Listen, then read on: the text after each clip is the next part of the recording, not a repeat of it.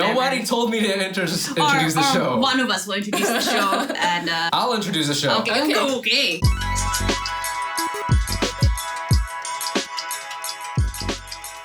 What's up, guys? What's up, guys? My name's Robbie. I'm from Otherlands. I'm a co-founder as well with Andrea, who is also a co-founder. It's cool, right? Co-founders, 2 people. We're here to interview Patricia, who's a high school friend of ours, who is a tax person and a professional model. I try to separate both, actually.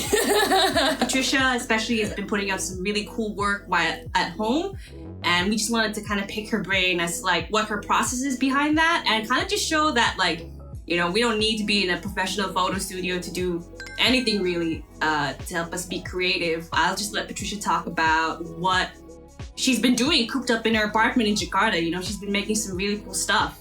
Yeah, so I've been doing those shoots at home because when you have nothing to do at home, you try to get creative, you know, rather than just keep watching on Netflix and binging TV shows. So I've been doing self-portraits at home with whatever I could find at home. I don't have a lot of equipment. I mean, I have a tripod, an iPhone, and white sheets. I think that's all you need. Yeah, whatever background I could find.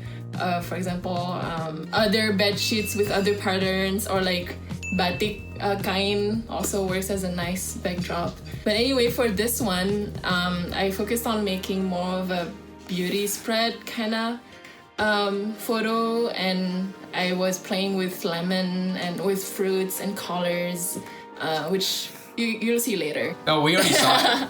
Oh, you mean the viewers? Oh, yeah. My bad.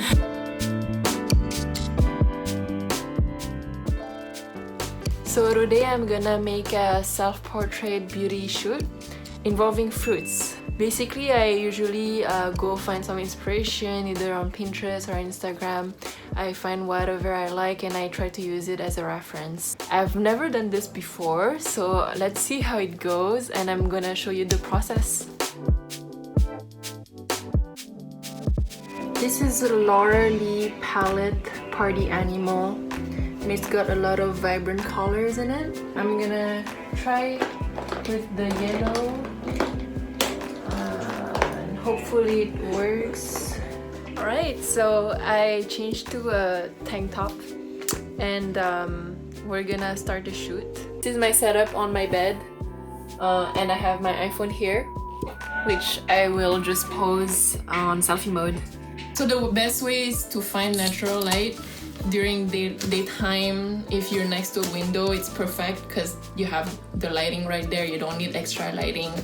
And so I place my phone over there and I just, you know, pose as if I would pose in a normal shoot. So tell me, how would you pose in a normal shoot? Because I feel like whenever I take photos, I'm always like, what, you took what are tips you could give us, like normal females or males, you know, to look like high fashion? Well, she took a class. Yeah, tell us about that also. Actual modeling classes. I took classes, but beyond that, I mean, you don't really need classes to take nice pictures. What you need is you need to try a lot. I completely agree. Yeah, what you need is just to try a lot of poses. I mean, my camera roll has like 200 pictures of the same, almost identical pose, but I'm just varying, you know. And so out of like 200 pictures, you only find maybe a couple that are good enough to be finalized.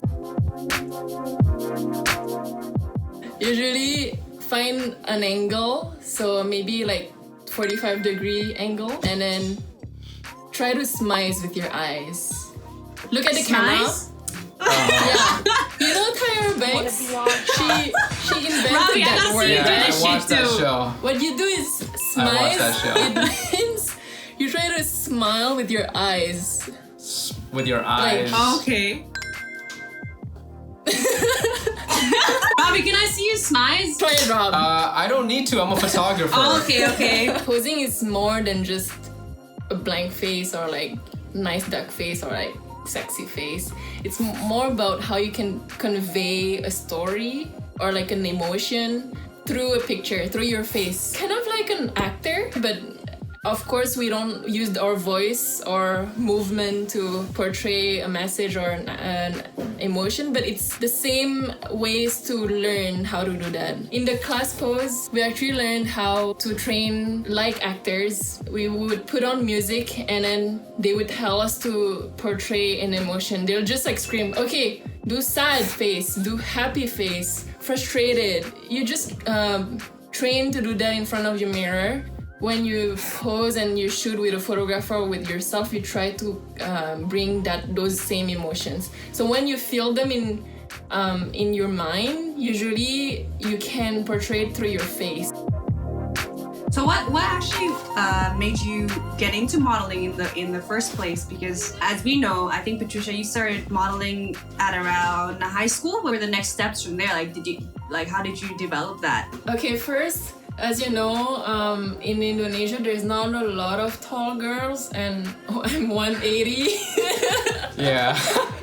You are the only tall girl that I know. I don't know, Rob. I think from your standard, there are a lot of tall girls. You know? When I say tall, I mean like I have to actually look up. So height was one of the enhancers that propelled me into modeling, just because it's one feature that I have. But I mean, nowadays you don't need to be tall actually to be a model. That's only some agencies though. Yeah, some agencies, but you can be on social media and be an influencer. You don't have to be tall, and you can still model for brands. But anyway, back in high school, when I first started modeling, I joined an agency, and that agency was really nice to help build my portfolio by connecting me with photographers for test shoots. Of course, for people who are looking into modeling and necessarily don't have an agent right now, they can already collaborate with photographers. So at least you have a portfolio, you have a few images that you could show to potential clients or agents. And another thing nowadays, Instagram is very key. It's your digital portfolio in every field actually. Maintaining your Instagram, like by uploading pictures of you, helps a lot for agents to scout you or potential brands to hire you. I feel like Patricia is kind of a mysterious person for me. This is we can cut this out. It's just like friend stuff.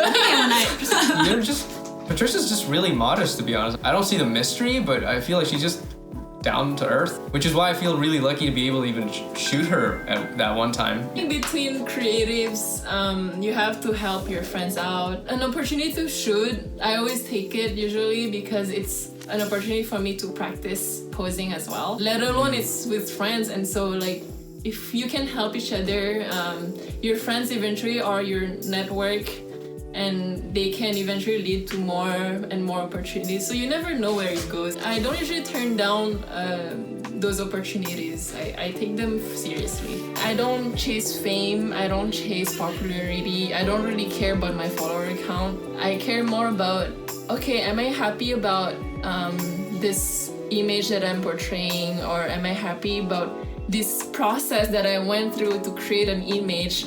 To me, that's the fun part of it. I completely agree. If you're just chasing fame or you're chasing likes, followers, it's just not true to yourself, you know? You end up always thinking about, okay, what would people want to see me as, rather than what do I want to showcase to the world, like my true self, you know? There's no reason to not start, and there's no better timing than now. So just do it. Okay. Aw, thank you, Patricia. Yeah. All right, outro, Slate. All right. So that was our interview with Patricia. Thank you for having us. Wait, no. Slate. Thanks for 1, 2, 3, Slate. Big thanks to Patricia for letting us interview her. Rob and Dre out. Bye.